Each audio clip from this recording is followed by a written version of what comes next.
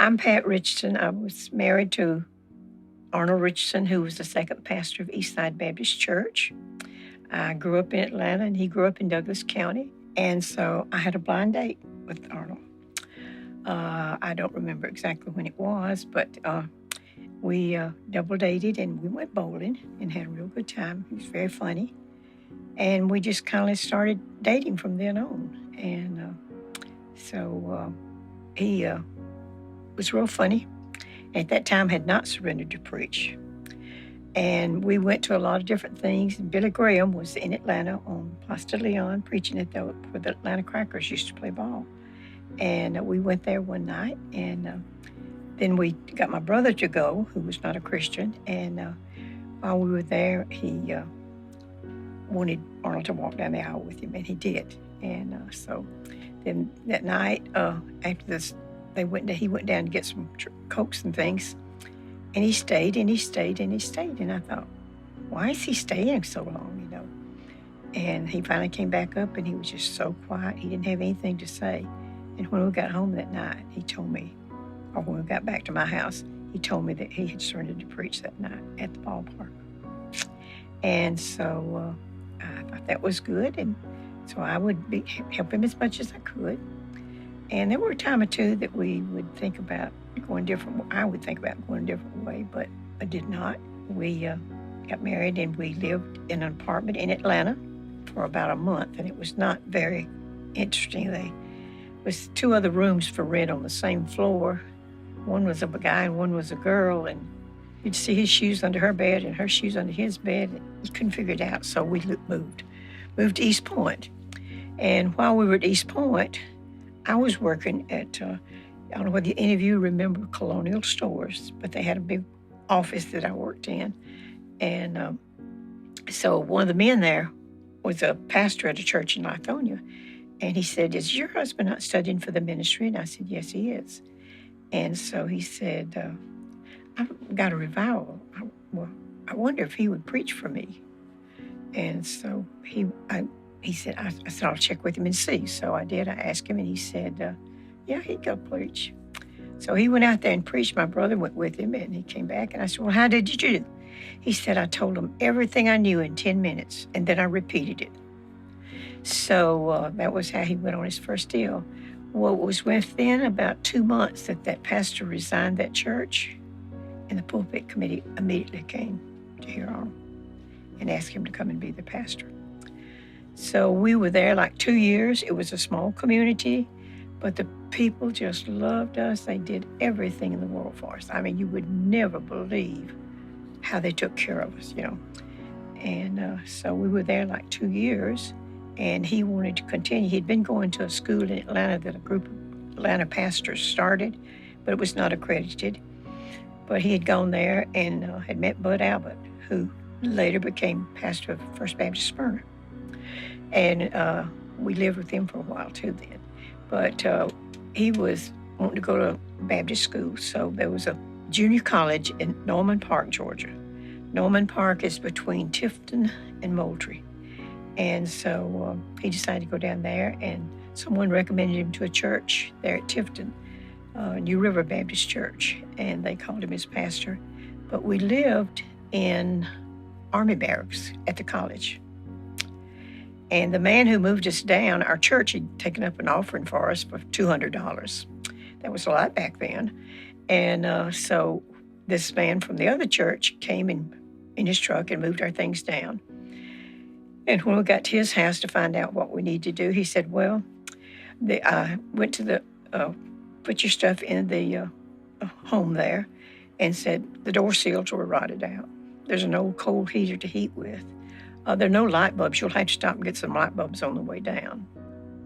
He went on and told us all the things that were wrong. And I thought, well, we got to a little town between Tifton and Norman Park. And the name of it was Omega, you know, the Alpha and the Omega, the beginning and the end. Okay, that's where it was. And Arnold said, "You know, if I didn't know this was the Lord's will, I'd go out there and pack every bit of that furniture in the back of this car, and we'd go home." But we went on down there. We did a lot, and the young married couples in that church bought us a big butane gas deal, so we had gas heat. We had a gas stove, and we got everything livable, and it was not bad at all, and we both went to college there. So when he finished there, he wanted to go on to another school. That school in Atlanta was not accredited, and he wanted to go on to school. So he resigned his church, and the next week he was in a revival just below where we were. And there was a pulpit committee there from Petal, Mississippi. Never heard of Petal, Mississippi before, but it's across the river from Hattiesburg. And they had a Baptist college there, William Carey College. And he was thinking of going there. And so they asked him to come preach, and they called him as pastor. And he went back and forth from Mercer to Mississippi and preached for Oklahoma Quarter.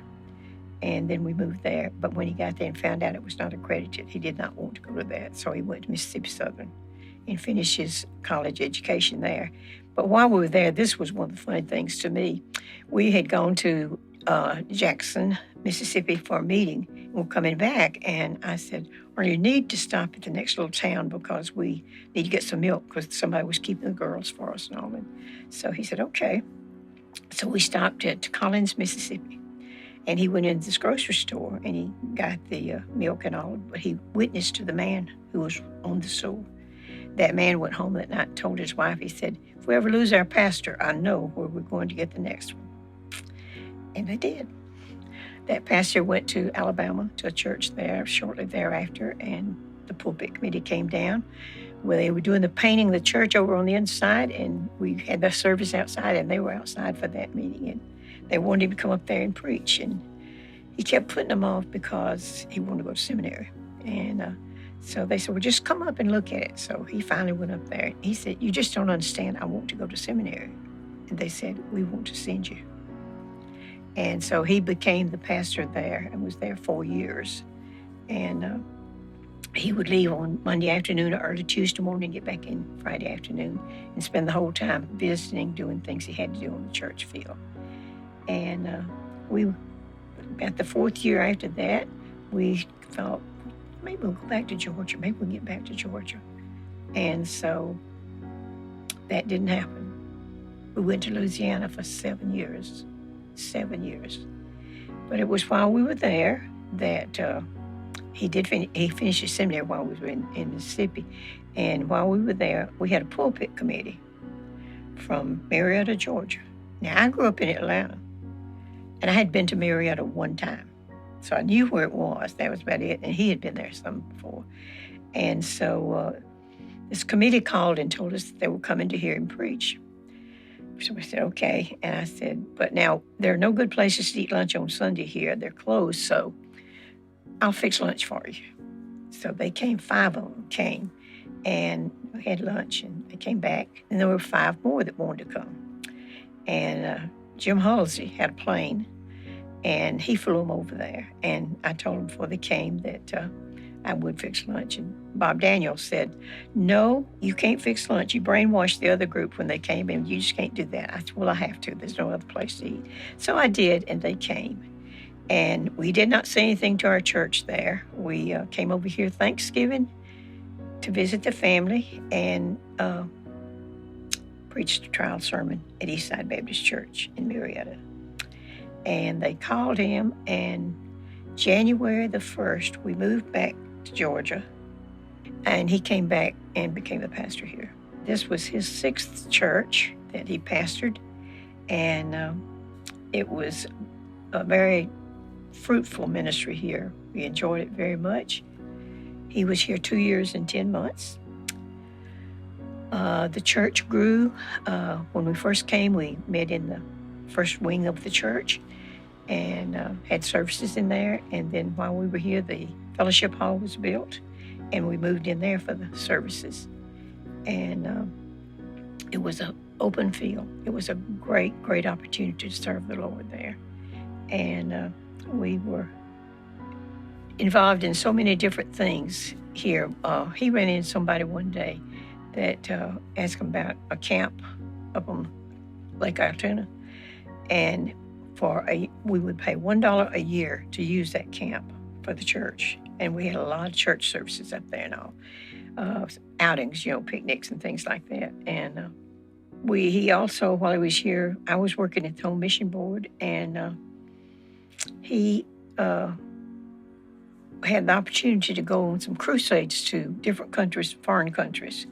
And the first one, they went to Auckland, New Zealand, and he really was blessed through that. Arnold, his whole life was witnessing and winning people to Christ.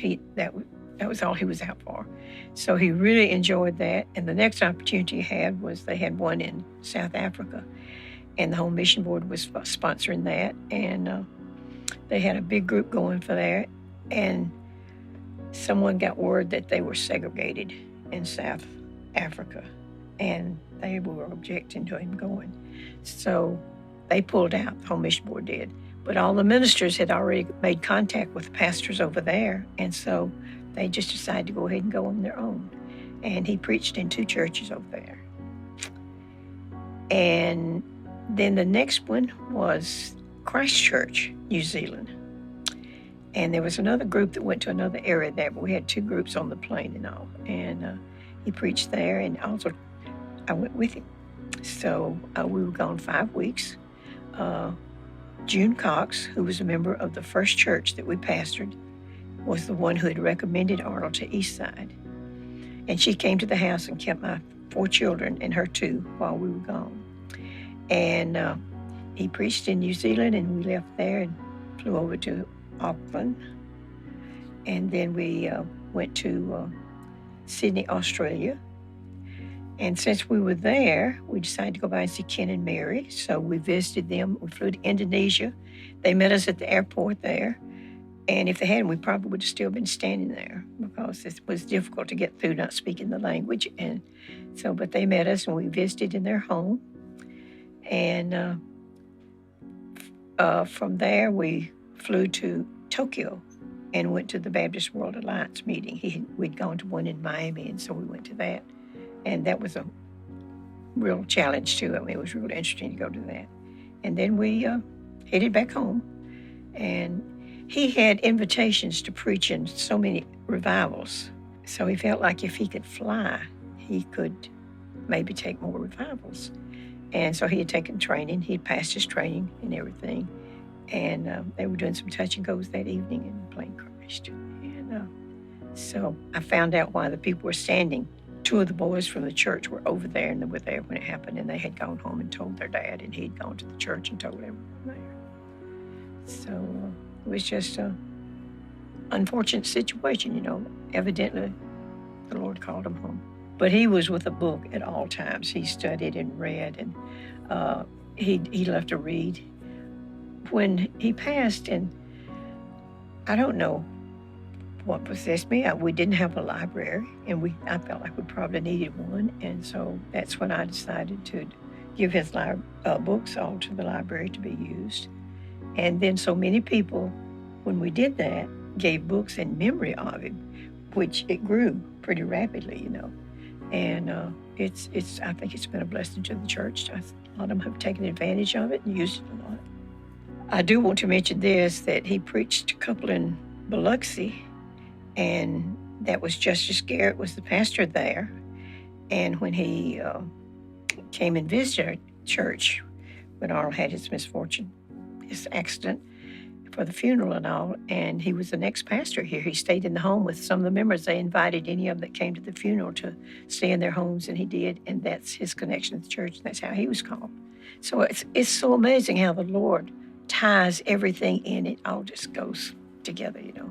Justice was here about 2 years, I think, a little more than that maybe, and then Clark Hutchinson came, and the church grew, continued it to grow, and everybody worked so hard. And then when Clark came, he asked me to pray about coming and being his administrative assistant, and I did, and I worked for him for 8 years. And it was a good experience. I enjoyed it very much, and it meant a lot to me, and I could be here close to where the children were, you know, all day and everything. When Clark was here, he was fabulous. He had every outstanding minister in the Southern Baptist Convention to come here and do revivals. He really did a wonderful job. And I had a good thing there. Josephine was talking one day and said, she couldn't meet all these people because Clark went out visiting and she couldn't go because she had the children. And I said, I have the remedy for that. I'll come on Monday nights during visitation time and keep your children and you can go visit with Clark. And that's what we did. And she would fix dinner for us on Monday nights, and then she'd get to go visiting with Clark. So that worked out real good. And Linda continued that when she came too. So it was a good bit. But he worked so hard. We had a great staff, and he just did really good. We've always had great staffs here at the church. They've been really great. And so the Lord has blessed the efforts of visitation, the reaching out. We needed this church very badly, and it's done a great job, really has.